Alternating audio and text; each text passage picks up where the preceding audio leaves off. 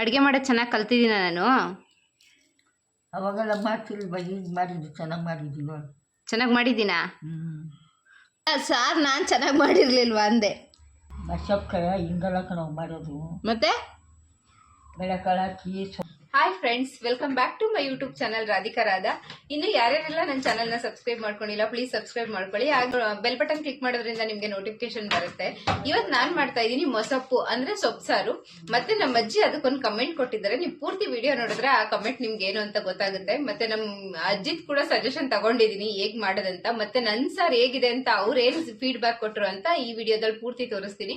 ನಾನಿವತ್ತು ಪಾಲಕ್ ಸೊಪ್ಪಿನ ಸೊಪ್ಪು ಸಾರು ಅಂದ್ರೆ ನಮ್ಮ ಕಡೆ ಅದನ್ನ ಸೊಪ್ಪು ಸಾರು ಅಂತಾರೆ, ಕೆಲವೊಬ್ರು ಅದನ್ನ ಮೊಸಪ್ಪು ಅಂತಾರೆ. ಇನ್ ಸೊಪ್ಪು ಸಾರಿಗೆ ಈ ತರ ಕಟ್ ಮಾಡ್ಕೊಂಡು ಹಾಕೋದ್ರಿಂದ ಮಸಿ ಬೇಕಾದ್ರೆ ನಮ್ಗೆ ಈಸಿ ಆಗುತ್ತೆ. ಹಾಗಾಗಿ ನಾನು ಕಟ್ ಮಾಡ್ಕೊಂಡು ಹಾಕ್ತೀನಿ. ಕೆಲವೊಬ್ರು ಹಾಗೆ ತುಂಬಿಡ್ತಾರೆ, ಸೊಪ್ಪು ಜಸ್ಟ್ ವಾಶ್ ಮಾಡಿಬಿಟ್ಟು ಹಂಗೆ ತುಂಬೋರು ತುಂಬ್ತಾರೆ. ಬಟ್ ನಾನು ಸ್ವಲ್ಪ ಕಟ್ ಮಾಡ್ಕೊಂಡು ತುಂಬೋದ್ರಿಂದ ನನಗೆ ಮಸಿಯಕ್ಕೆ ಈಸಿ ಆಗುತ್ತೆ ಅಂತ ಅಂದ್ಬಿಟ್ಟು, ಮತ್ತೆ ಸೊಪ್ಪು ಕೂಡ ನೀಟಾಗಿ ಬೇಯುತ್ತೆ. ಇಲ್ಲಲ್ಲಿ ಎಳೆ ಎಳೆ ಥರನೇ ಬರ್ತಾ ಇರುತ್ತೆ ನಾವು ಮಸಿ ಬೇಕಾದ್ರೂ. ಹಾಗಾಗಿ ನಾನು ಸ್ವಲ್ಪ ತುಂಬ ನೀಟಾಗಿ ಏನು ಕಟ್ ಮಾಡಲ್ಲ, ಸ್ವಲ್ಪ ಕಟ್ ಮಾಡಿಬಿಟ್ಟು ಹಾಕ್ತೀನಿ ನಾನು ಈ ಥರ ಕಟ್ ಮಾಡಿಬಿಟ್ಟು ಹಾಕಿದ್ರು ಕೂಡ ನಮ್ಮ ಅಜ್ಜಿ ಹೇಳ್ತಾ ಇದ್ರು, ಎಳೆ ಎಳೆ ಥರ ಹಾಕಿದ್ಯಾ ನೀನು ಅಂತ ಹೇಳ್ಬಿಟ್ಟು. ಮತ್ತು ಸೊಪ್ಪು ಏನಂತಂದರೆ ನಾವು ಹೊರಗಡೆಯಿಂದ ತಂದಾಗ ನೀಟಾಗಿ ತೊಳಿಬೇಕು, ಇಲ್ಲ ಅಂದರೆ ಅದರಲ್ಲಿ ಕಲ್ಲುಗಳಂತೂ ಅಂದರೆ ಮಣ್ಣು ಜಾಸ್ತಿ ಇರುತ್ತೆ. ಹಾಗಾಗಿ ನೊರ ನೊರ ಅಂತ ಬಾಯಿಗೆ ಸಿಗ್ತಾ ಇರುತ್ತೆ. ಪಾಲಕ್ ಸೊಪ್ಪು ಇದೆಯಲ್ಲ, ಇದು ತುಂಬ ಅಂದರೆ ತುಂಬ ಹೆಲ್ತಿಗೆ ತುಂಬ ಒಳ್ಳೆಯದು.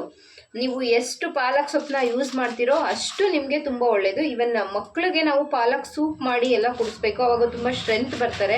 ಆಲ್ಮೋಸ್ಟ್ ನನ್ನ ಮಗನಿಗೆ ನಾನು ಪಾಲಕ್ ಸೂಪ್ ಎಲ್ಲ ಅವಾಗ ಮಾಡಿ ಕುಡಿಸ್ತಾ ಇದ್ದೆ. ಇವಾಗ ನಾನು ಆಫೀಸಿಗೆ ಮತ್ತೆ ರೀಜಾಯಿನ್ ಆದಮೇಲಂತೂ ನಾನು ತುಂಬ ಬಿಟ್ಟಿದ್ದೀನಿ, ಯಾಕಂದರೆ ನನಗೆ ಅಷ್ಟೊಂದು ಇವಾಗ ಟೈಮೇ ಸಿಗ್ತಾ ಇಲ್ಲ. ನೋಡಿ, ನಾನು ಇಲ್ಲಿ ಬಂದ್ಬಿಟ್ಟು ಒಂದು ಬೋಲು ಇದನ್ನು ತೊಗೊಂಡಿದ್ದೀನಿ, ಮಸೂರ್ ದಾಲು. ಇದು ನಾನು ಸ್ವಲ್ಪ ಜಾಸ್ತಿನೇ ತೊಗೊಂಡಿದ್ದೀನಿ, ಯಾಕಂದರೆ ಇದು ಸ್ವಲ್ಪ ಒದಗೋದಿಲ್ಲ, ಅಂದರೆ ಗಟ್ಟಿ ಜಾಸ್ತಿ ಬರೋದಿಲ್ಲ ಅಂದ್ಬಿಟ್ಟು ನಾನು ಇಷ್ಟು ದೊಡ್ಡ ಬೋಲಲ್ಲಿ ಒಂದು ಬೋಲ್ ಫುಲ್ ತೊಗೊಂಡಿದ್ದೀನಿ. ಸೊ ಹಾಗಾಗಿ ನಾನು ಇಷ್ಟು ಪೂರ್ತಿ ಹಾಕ್ತಾ ಇದ್ದೀನಿ. ಸ್ವಲ್ಪ ಇದು ಚಿಕ್ಕ ಚಿಕ್ಕ ಬೇಳೆ ಆಗಿರೋದ್ರಿಂದ ಅಷ್ಟೊಂದು ಸಾಂಬಾರ್ಗೆ ಒದಗಲ್ಲ. ಹಾಗಾಗಿ ನಾವು ಇದನ್ನು ಹಾಕಿದಾಗ ಸ್ವಲ್ಪ ಜಾಸ್ತಿ ಹಾಕಬೇಕು. ಬಟ್ ಸೊಪ್ಪು ಸಾಂಬಾರ್ಗೆ ನಾವು ನಾರ್ಮಲ್ ಬೇಳೆ ಹಾಕೋದಕ್ಕಿಂತ ಈ ಬೇಳೆ ಹಾಕಿದ್ರೆ ತುಂಬ ಅಂದರೆ ತುಂಬ ಚೆನ್ನಾಗಿರುತ್ತೆ ಟೇಸ್ಟು. ಹಾಗಾಗಿ ನಾನು ಸೊಪ್ಪು ಸಾರು ಮಾಡಿದಾಗ ಮಸೂರ್ ದಾಲ್ ಹಾಕ್ತೀನಿ. ಮತ್ತು ನಾನು 3 ಈರುಳ್ಳಿನ ಚಿಕ್ಕ ಚಿಕ್ಕದಾಗಿ ಕಟ್ ಮಾಡಿಕೊಂಡು ಹಾಕ್ಕೊಂಡಿದ್ದೀನಿ. ಇಲ್ಲಿ ಬಂದುಬಿಟ್ಟು ನಾನು 1 ಗೆಡ್ಡೆ ಬೆಳ್ಳುಳ್ಳಿ ತೊಗೊಂಡಿದ್ದೀನಿ. 1 ಗೆಡ್ಡೆ ಬೆಳ್ಳುಳ್ಳಿನ ನಾನು ಇದಕ್ಕೆ ಹಾಕೋತಾ ಇದ್ದೀನಿ. ಮತ್ತು ಇಲ್ಲಿ ಬಂದುಬಿಟ್ಟು ನಾನು 4 ಹಸಿರು ಮೆಣಸಿನ್ಕಾಯಿ ಹಾಕೋತಾ ಇದ್ದೀನಿ. 1 ಸ್ಪೂನ್ ನಾನು ಜೀರಿಗೆ ಹಾಕೋತಾ ಇದ್ದೀನಿ. ಒಂದಿಷ್ಟು ಅರಿಶಿನ ಹಾಕೋತೀನಿ. ನೆಕ್ಸ್ಟ್ ಬಂದುಬಿಟ್ಟು ಉಪ್ಪು ಹಾಕ್ಕೊಳ್ತೀನಿ. ನಿಮ್ಗೆ ರುಚಿಗೆ ತಕ್ಕಷ್ಟು ಹಾಕ್ಕೊಳ್ಳಿ. ನಾನು ಸ್ವಲ್ಪ ಕಮ್ಮಿನೇ ಹಾಕೋತೀನಿ, ಮತ್ತೆ ಬೇಕಂದರೆ ಹಾಕೋತೀನಿ, ಯಾಕಂದರೆ ನನ್ನ ಕೈನಲ್ಲಿ ಬೇಗ ಜಾಸ್ತಿ ಉಪ್ಪು ಆಗ್ಬಿಡುತ್ತೆ. ಹಾಗಾಗಿ ನಾನು ಸ್ವಲ್ಪನೇ ಹಾಕ್ತೀನಿ. ಇಲ್ಲಿ 3 ಸಣ್ಣದಾಗಿ ಹಚ್ಕೊಂಡು ಟೊಮೊಟೊ ಹಾಕೋತಾ ಇದ್ದೀನಿ. ಏನು ಗೊತ್ತಾ ಫ್ರೆಂಡ್ಸ್, ನನಗೆ ಟೊಮೊಟೊದಲ್ಲಿ ಏನೇ ಸಾಂಬಾರು ಮಾಡಿದ್ರು, ಟೊಮೊಟೊ ಜಾಸ್ತಿ ಹಾಕಿ ಏನೇ ಸಾಂಬಾರು ಮಾಡಿದ್ರು ಆ ಸಾಂಬಾರು ತುಂಬ ಟೇಸ್ಟ್ ಬರುತ್ತೆ ನನ್ನ ಕೈನಲ್ಲಿ. ಟೊಮೊಟೊ ಇಲ್ದಲೇ ಏನಾದರೂ ಸಾರು ಮಾಡಿದೆ ಅಂದರೆ ನನಗದು ಟೇಸ್ಟ್ ಅಂತಲೇ ಫೀಲ್ ಆಗೋದಿಲ್ಲ. ಹಾಗಾಗಿ ನಾನು ಟೊಮೊಟೊ ಎಲ್ಲದಕ್ಕೂ ಒಂದಾದರೂ ಸ್ವಲ್ಪ ಜಾಸ್ತಿ ಹಾಕಿರ್ತೀನಿ. ಇವಾಗ ಎಲ್ಲದನ್ನೂ ಹಾಕಾಗಿದೆ. ಇವಾಗ ನಿಮ್ಗೆ ಎಷ್ಟು ಬೇಕೋ ಅಷ್ಟು ನೀರು ಹಾಕ್ಕೊಂಡು ಲಿಡ್ ಕ್ಲೋಸ್ ಮಾಡಿ 3 ವಿಷಲ್ ಬರ್ಸ್ಕೊಳ್ಳಿ. ನೀವು ಬೇಕಂದರೆ 4 ವಿಷಲ್ ಬರ್ಸ್ಕೊಂಡ್ರೂ ಸೊಪ್ಪನ್ನ ಮಸಿಯೋ ಅವಶ್ಯಕತೆನೇ ಇರಲ್ಲ. ನೀವು 3-4 ವಿಷಲ್ ಬರ್ಸ್ಕೋಬೋದು. ನಾನು ಮಸಿಯಂಗೆ ಇಲ್ಲ, ಒಂದು ವಿಷಲ್ ಜಾಸ್ತಿ ಕುಗ್ಸಿರೋದ್ರಿಂದ ಅದೇ ಆಲ್ಮೋಸ್ಟ್ ಮಸ್ಕೊಂಡಿದೆ ಸ್ವಲ್ಪ, ಅಂದರೆ ತುಂಬ ಬೆಂದಿದೆ ಅಂತ. ಸೊ ಇದಕ್ಕೆ ನಾನು ಒಗ್ಗರಣೆ ಕೊಡೋದಷ್ಟೇ, ಇನ್ನೇನು ಇದಿಲ್ಲ. ಸೊ ಆಲ್ಮೋಸ್ಟ್ ನೀವು ಸ್ವಲ್ಪ ಒಂದು ಸೊಪ್ಪು ಸಾರಿಗಂತ 1 ವಿಷಲ್ ನೀವು ಜಾಸ್ತಿ ಕೂಗ್ಸಿದ್ರೆ ಸಾಕು, ನೀವೇನು ಮಸಿಯೋ ಅವಶ್ಯಕತೆ ಏನಿಲ್ಲ. ಇನ್ನು ಸ್ವಲ್ಪ ಅದೇ ನೀವು ಕಟ್ ಮಾಡಿ ಹಾಕಿದ್ರಂತೂ ಮಸಿಯೋ ಅವಶ್ಯಕತೆ ಇಲ್ಲ.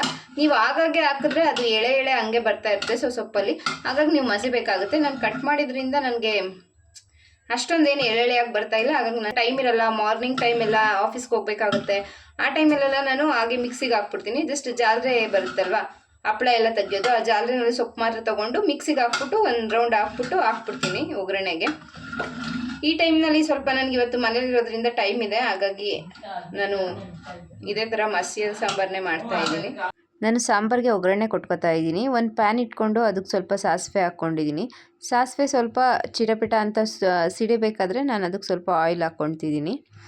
ಆಯಿಲ್ ಹಾಕ್ಕೊಂಡಾದ್ಮೇಲೆ ಸ್ವಲ್ಪ ನಾನು ಆಯಿಲ್ ಜಾಸ್ತಿ ಯೂಸ್ ಮಾಡಲ್ಲ ನಾವು, ಆದರೂ ನಾನು ಯೂಸ್ ಮಾಡೋದು ಆಲ್ಮೋಸ್ಟ್ ಇದ್ರ ಆಯಿಲ್ನ, ಇನ್ನು ಸಾಸಿವೆ ಎಣ್ಣೆನ, ಕೊಲೆಸ್ಟ್ರಾಲ್ ಬರೋಲ್ಲ ಅಂತ ಹೇಳ್ಬಿಟ್ಟು ಅದರಿಂದ.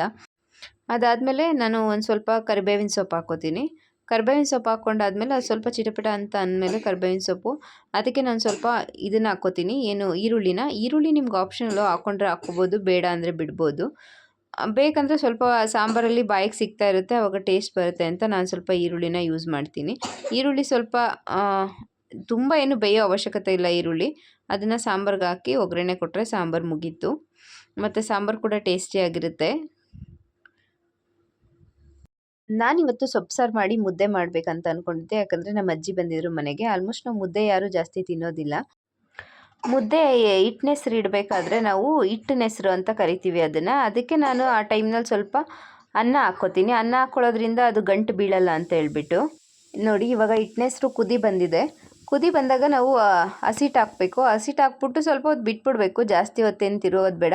ನಿಮಗೆ ಹಿಟ್ಟು ಸ್ವಲ್ಪ ತೆಳ್ಳಗೆ ಬೇಕು ಅಂತ ಅಂದರೆ ಸ್ವಲ್ಪ ಹಸಿಟ್ಟನ್ನ ಕಮ್ಮಿ ಮಾಡ್ಕೊಳ್ಳಿ. ಸ್ವಲ್ಪ ಗಟ್ಟಿಗೆ ನೀಟಾಗಿ ಮುದ್ದೆ ಥರ ಸ್ವಲ್ಪ ಬಾಲ್ ಮುದ್ದೆ ಥರ ಬೇಕಂತ ಅಂದರೆ ನೀವು ಸ್ವಲ್ಪ ಹಸಿಟ್ಟನ್ನ ಚೆನ್ನಾಗಿ ಹಾಕ್ಕೊಂಡು ತಿರುಗಬೇಕು. ಆವಾಗ ನೀಟಾಗಿ ಬರುತ್ತೆ.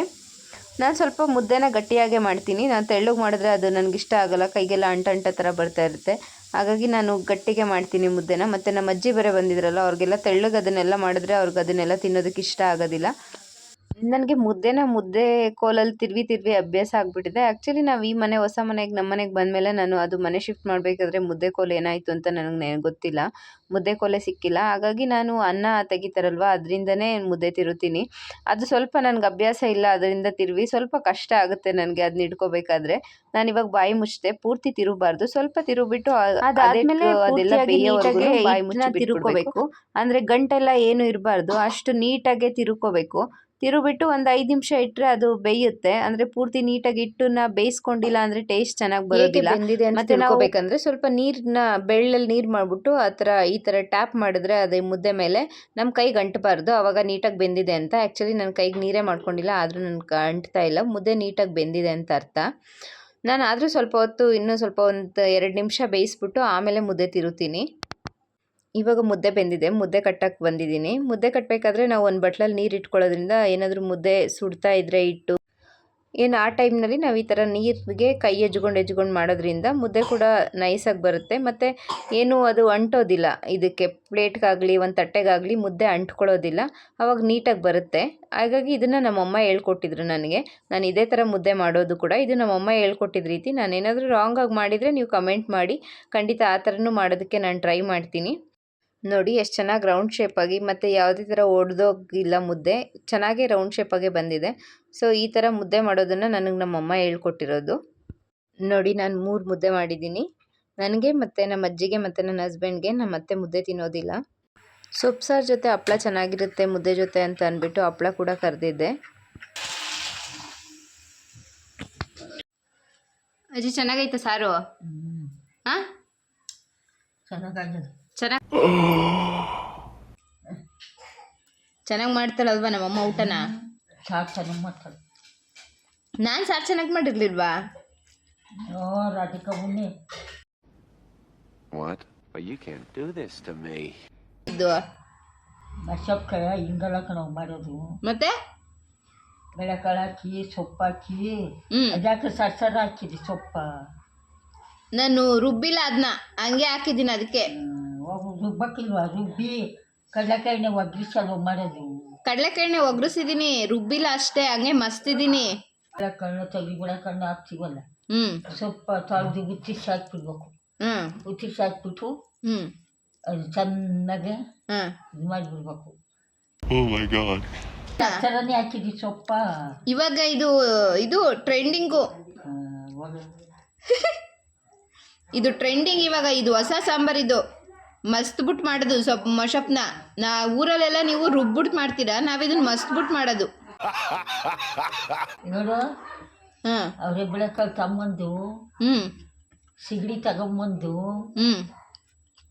ಸೊಪ್ಪು ತಗೊಂಬಂದು ಅವರೆ ಬೇಳೆಕಾಳು ಸೊಪ್ಪು ಎಲ್ಲ ಬೇಯಿಸಿ ಹಸಕಲ್ ಮೇಲೆ ಖಾರದ ಪುಡಿ ಮಸಾಲೆ ಪುಡಿ ಎಲ್ಲ ಇಕ್ಕೊಂಡು ಅರ್ದು ಎಲ್ಲ ಚೆನ್ನಾಗಿ ರುಬ್ಬಿ ಕಡಲೆಕಾಯಿನ ಒಗ್ಗಿಸಿ 3 ಹೊತ್ತು ಮಾಡ್ಕೊಂಡು ಉಂಡೆ.